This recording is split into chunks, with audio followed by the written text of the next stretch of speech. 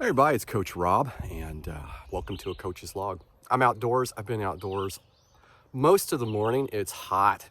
I'm sweating profusely because the humidity and dew point are very high, even though the temperature's not that bad. So it's worse standing still than it is moving through the air. I am on a road that I enjoy very much. In front of me is a fantastic climb. Behind me is normally another fantastic climb into this amazing valley that opens up to some of the steepest climbing in my area of central Kentucky.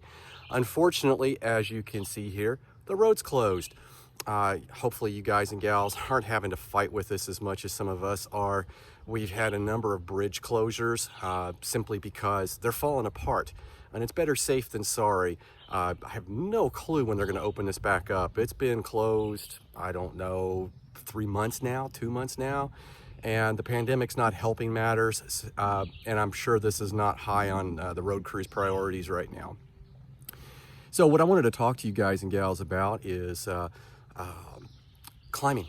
And one of the things that you may fall into, or other problems that you may have had, for instance, when I work with somebody and they're doing an easy day or an endurance ride or a free ride, and in that they always have a lot of questions as it pertains to the intensity or the training zone. So if you're polarized, that means you're primarily going to be in zones 1. If you are not running a polarized program, you're going to be in zones 1 and 2 throughout your ride. That's a pretty easy day.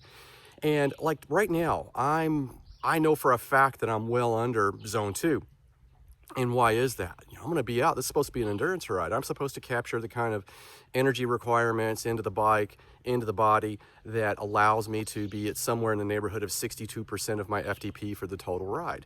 Well, I don't live in flatland, and I don't have a lot of steady state efforts where I live.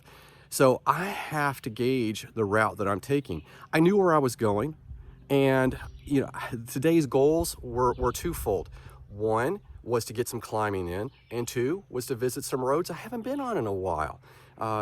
Just kind of open the mind up, feel better about, how things have been, being cooped up at home, that sort of stuff. So in this particular case, I've been running at about, 45, 50% of FTP. That is at the very bottom of zone 2 and maybe the high point of zone 1. And I intend to get about 52 miles in today.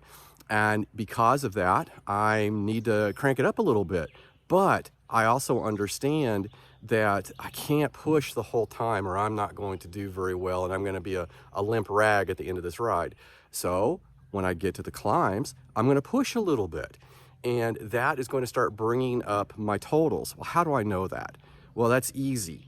If you're running a Garmin, a Wahoo, Hammerhead, I'm not sure about some of the others, you should be able to pull up an actual power area known as IF. That's intensity factor. Guess what that is? It's just a percentage of your FTP ongoing. It's kind of like a gas gauge to the draining zone.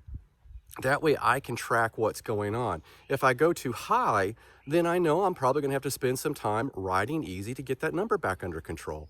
So for today, for instance, I'm looking to shoot for somewhere in the neighborhood of 62, 67, definitely no more than 69% of FTP on today's total for the ride. So there's my gas gauge. It's great little easy guidance. I can kind of manage it. It's a free ride. I don't have to stay in the training zone 100% of the time. This is where variable training really pays off big time. The stuff that we do indoors is fantastic. And I think I want to do another show for you guys and gals on the pros and cons of erg-based workouts on your smart trainers. And variability in your terrain has a lot to do with some of the cons associated with using an ergometer or a smart trainer set to erg mode. All right, everybody, that's it for this little talk or this little chat. If you've got questions, always remember you can put something in the comment section and we'll talk again real soon. Have a great rest of your training week.